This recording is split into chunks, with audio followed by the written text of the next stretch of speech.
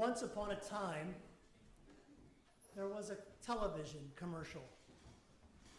In it, one man asks another man the question. You know the one. So, what did you do? And we expect the answer. Archaeologist, parapsychologist, competitive kickboxer, plastics consultant, regional paper salesman. Doesn't matter. But that isn't what happens. Instead, the camera cuts away. What we get are a series of images of our advertising hero out in the world, camping, fishing, hiking, driving through mud for reasons known only to Jeep owners. The point of the commercial was simple. We are more than our jobs.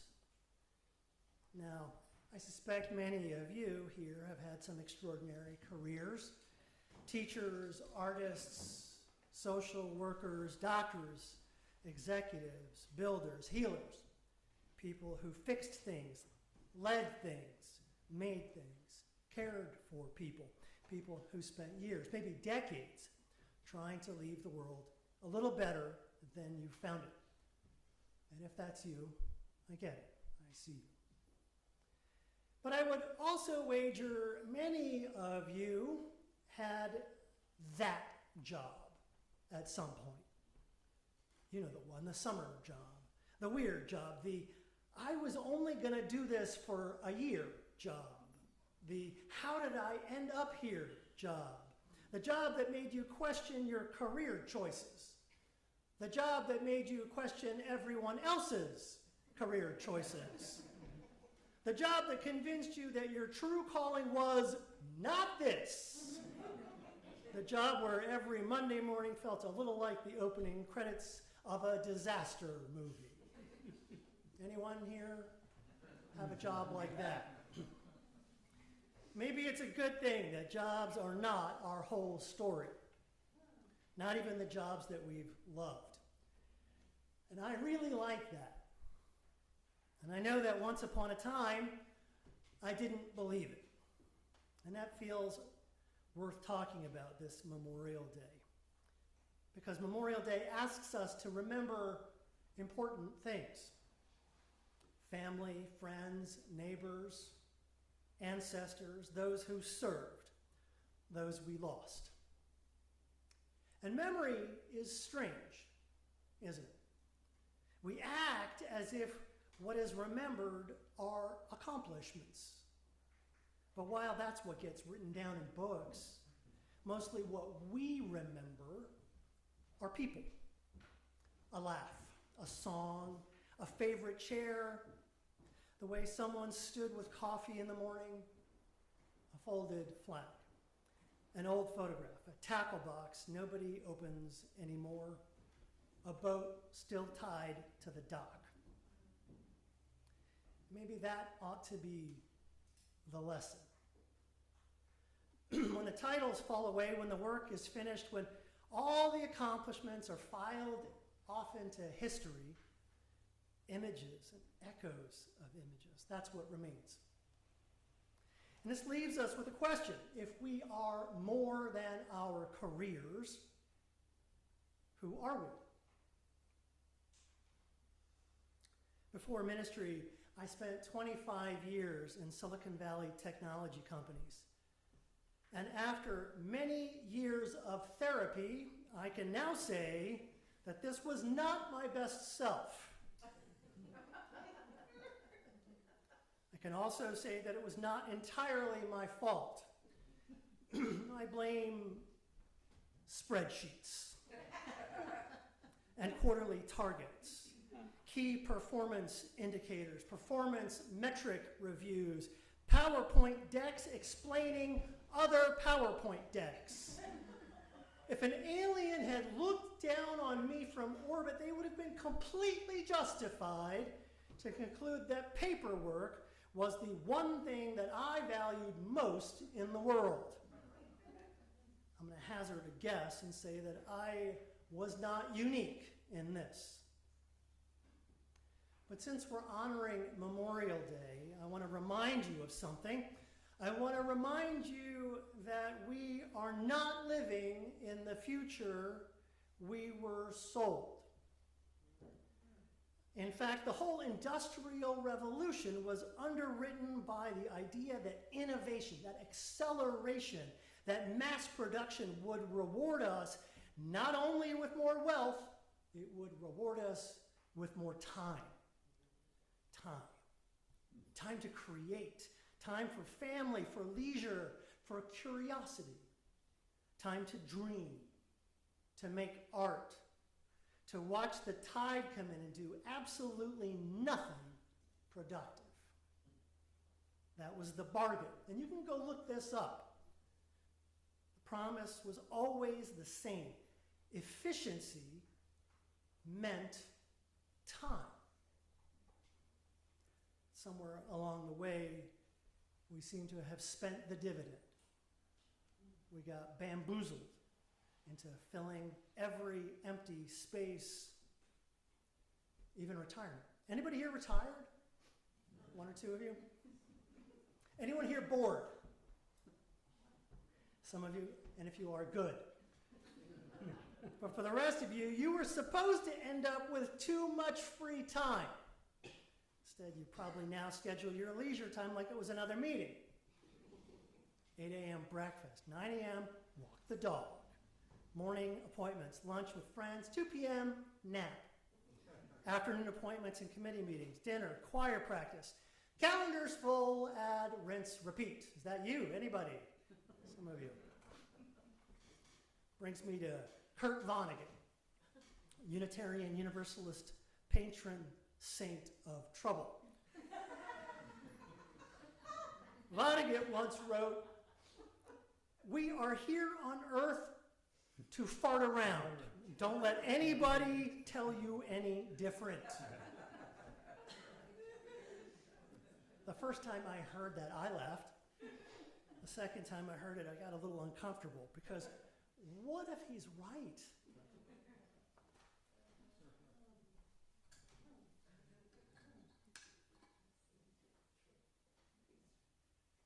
When my kids were very little, they inherited a giant crate filled with play school people. Anybody ever seen these things? Little guys like this.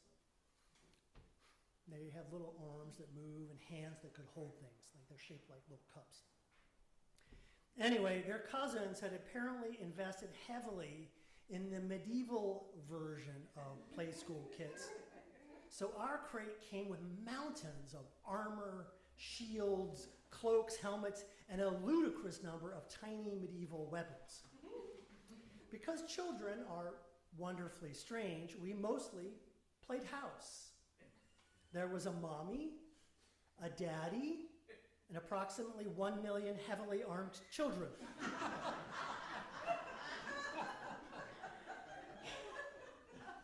It was glorious.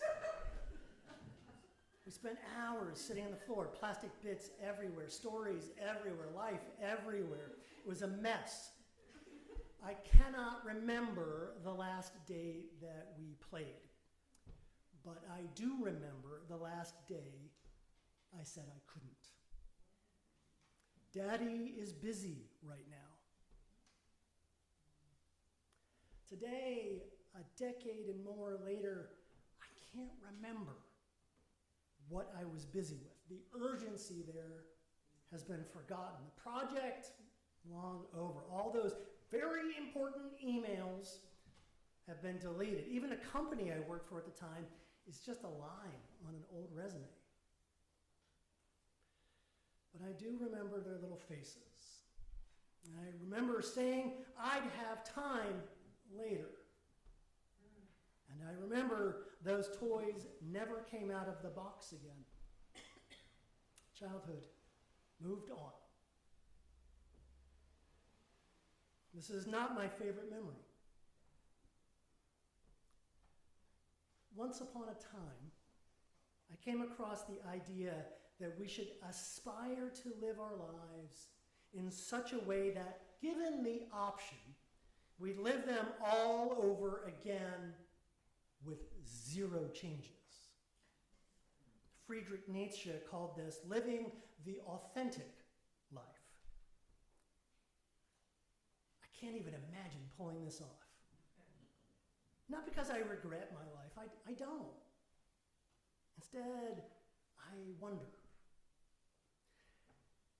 I am hopelessly nostalgic,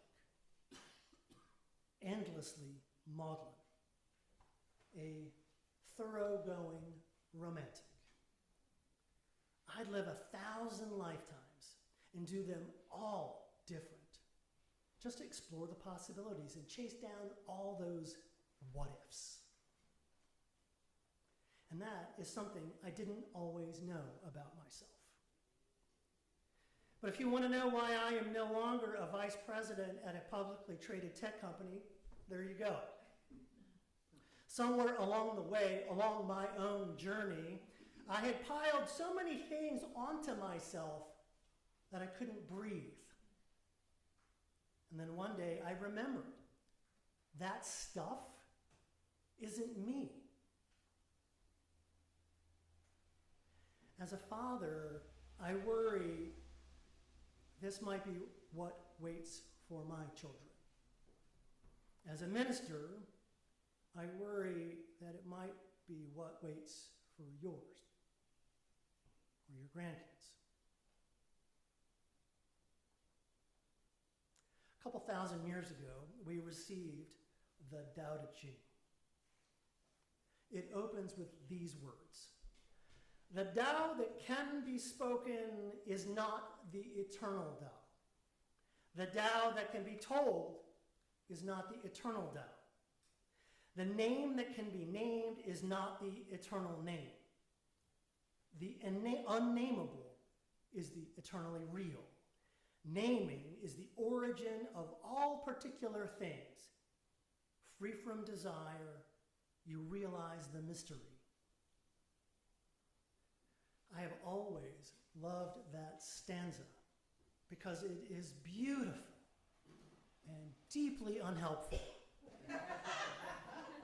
But I think that I am starting to understand what it means.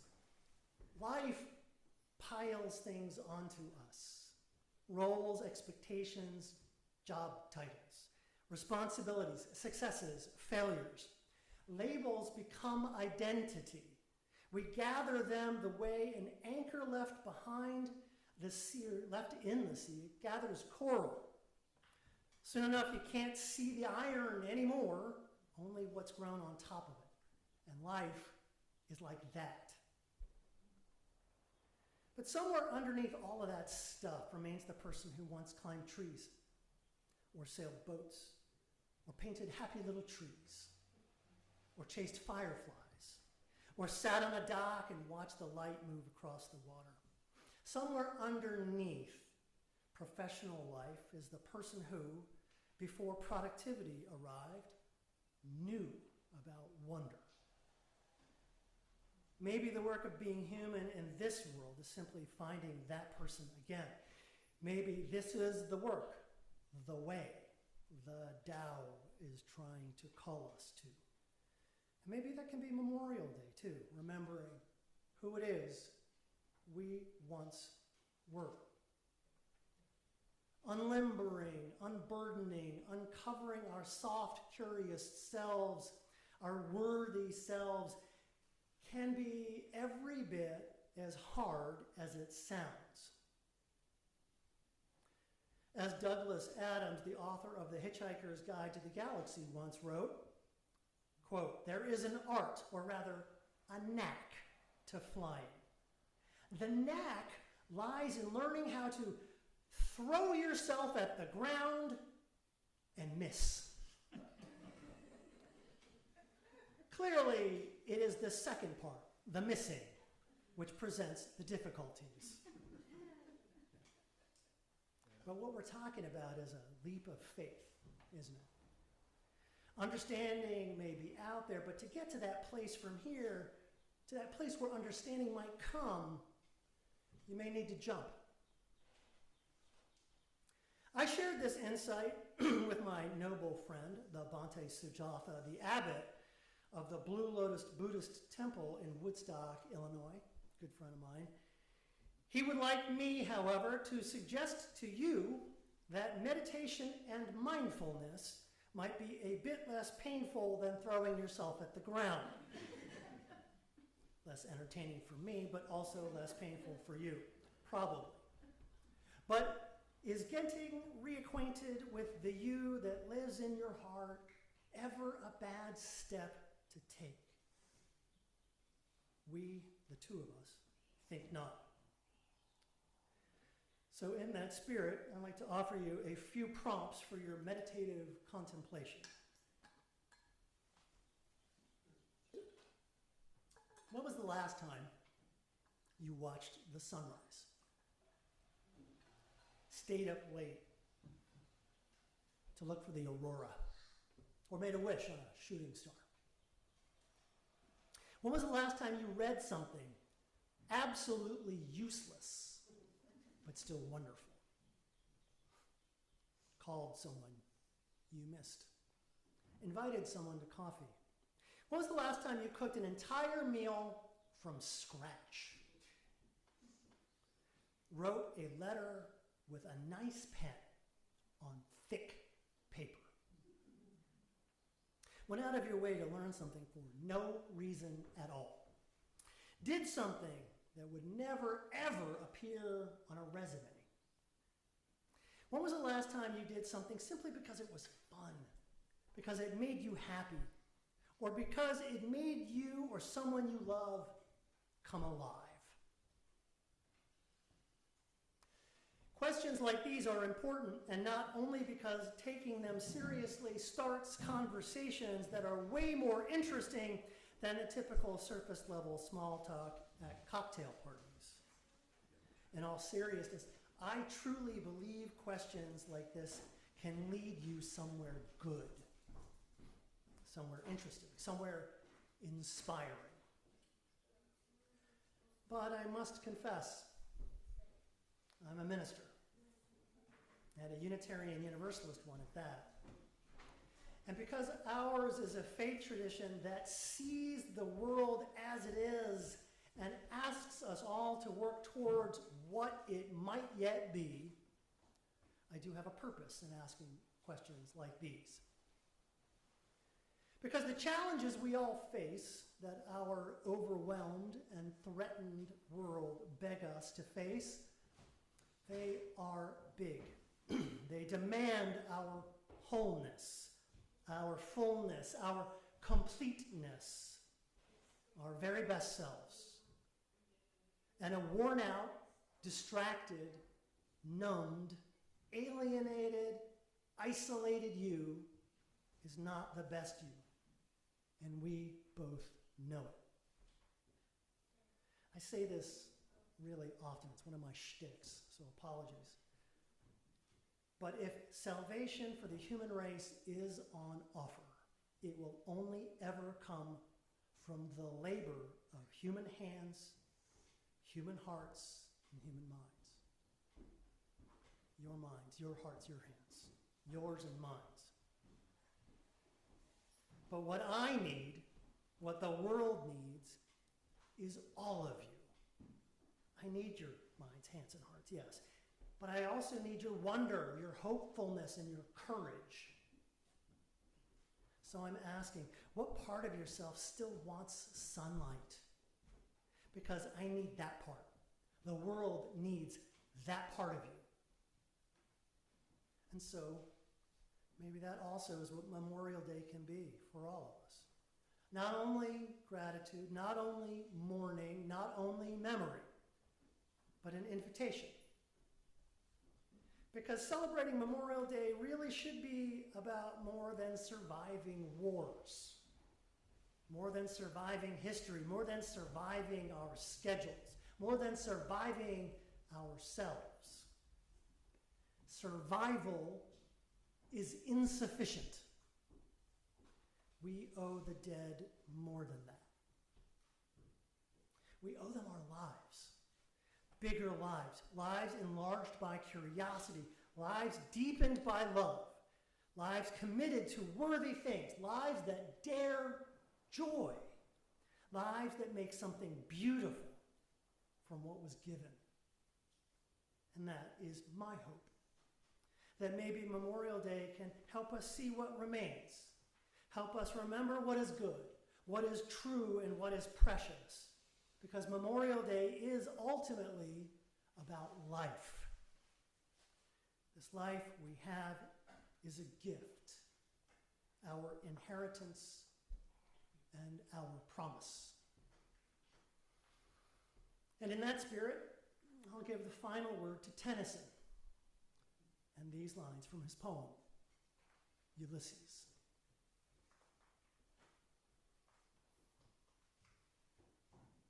There lies the port.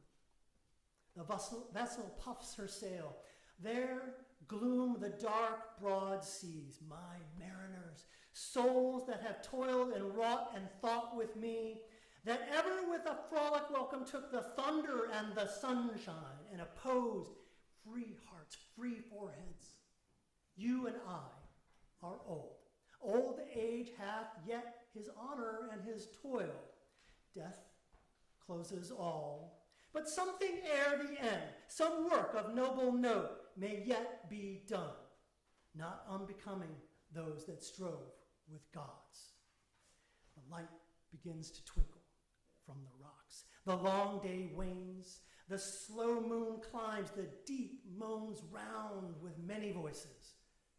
Come, my friends, 'tis not too late to seek a newer world. Push off, and sitting well in order, smite the sounding furrows, for my purpose holds to sail beyond the sunset and the baths of all the western stars until I die. It may be that the gulfs will wash us down. It may be we shall touch the happy isles and see the great Achilles, whom we knew.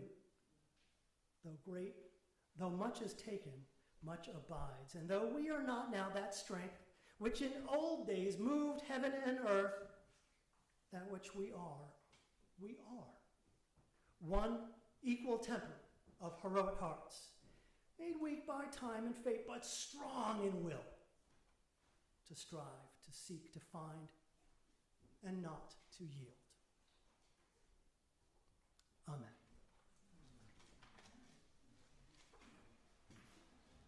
We're going to sing hymn number 131 in your gray hymnal. Love will guide us.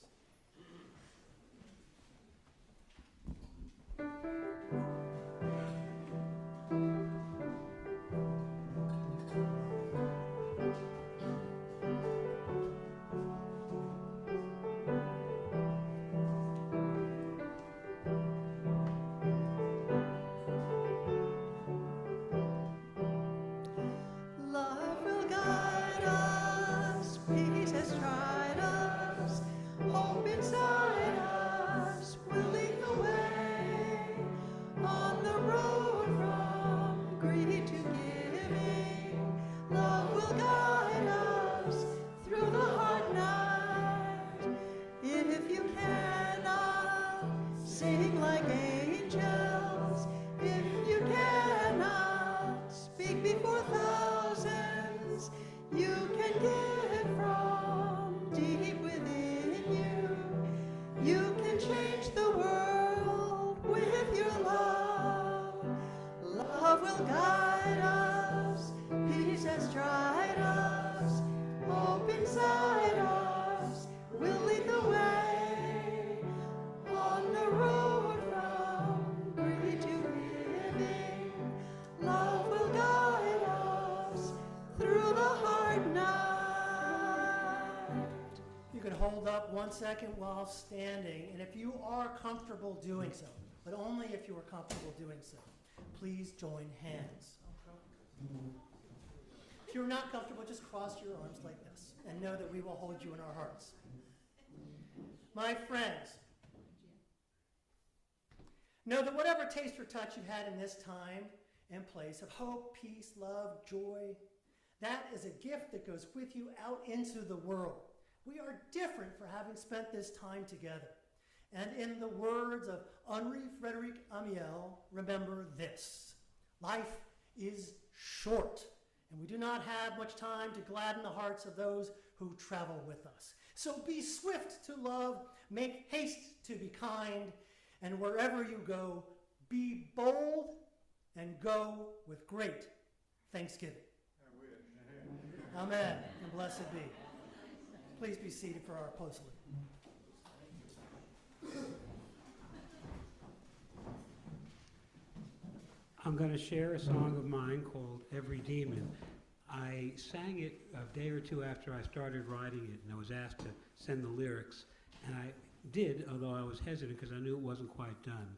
And to give you an example, the lyrics at that time was, every demon thinks they are a saint. And it's, every demon fears they are a saint. And I'm going to say the words. When the night sweeps down like an angel to shield us from the light, when our tears rain down like cannonballs to keep us in the fight, when our grief becomes emptiness that leads us to constraint, we'll know why every demon fears they are a saint. And when suffering creates beauty in the masterpiece it paints, when grief brings back lost memories, distant and so faint, when our prisons set our spirit to find freedom from constraint, we'll know why every demon fears they are a saint. Can you hear their prayer? I've been listening to some music, to the chords of hope and fear, to the dissonance of evil before graceful love appears. And I'm trying to decipher what it is and what it ain't, and to know why every demon knows they are a saint. And I had a chance to record this in Nashville. Remember, I did a record a few years ago and did these songs, and I'm just going to sing it now with the backing tracks from that recording.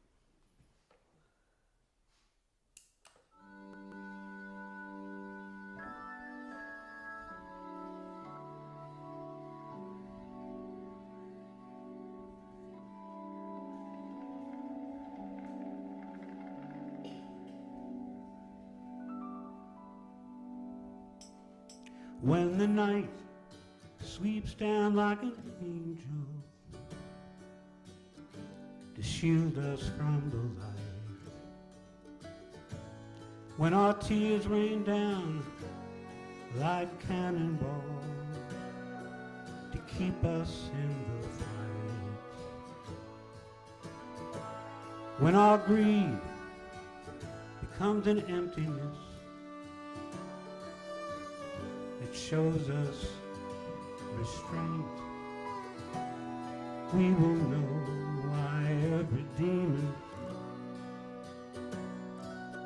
fears they are a saint. When suffering creates such beauty in the masterpiece it means, and when our grief brings back lost memories, distant and so faint, when prisons set our spirits to find freedom from constraints, we will know why every demon fears they are a saint. Can you hear their prayer?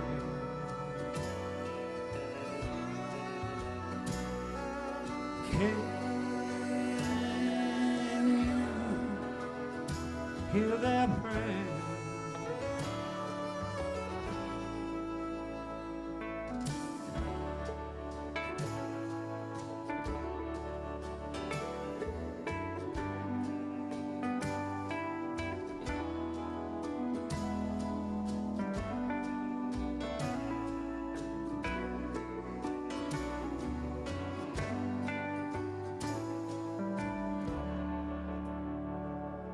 I've been listening to some music,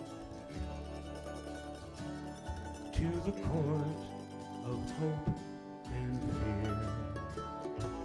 I hear the dissonance of evil for graceful love appears.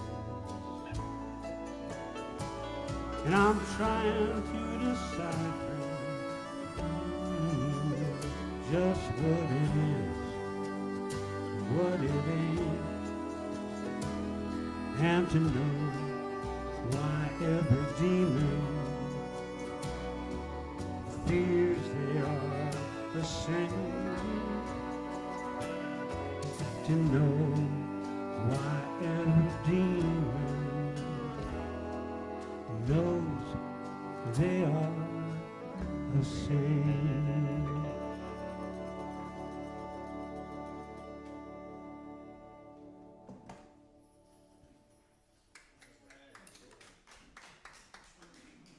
Thank you for sharing.